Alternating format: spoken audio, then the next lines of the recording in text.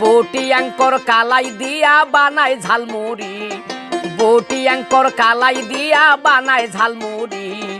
10 টাকার কিনে নিয়া গো হাই গো খান যে মজা করি, 10 টাকারও কিনে নিয়া গো হাই গো খাবেন মজা করি।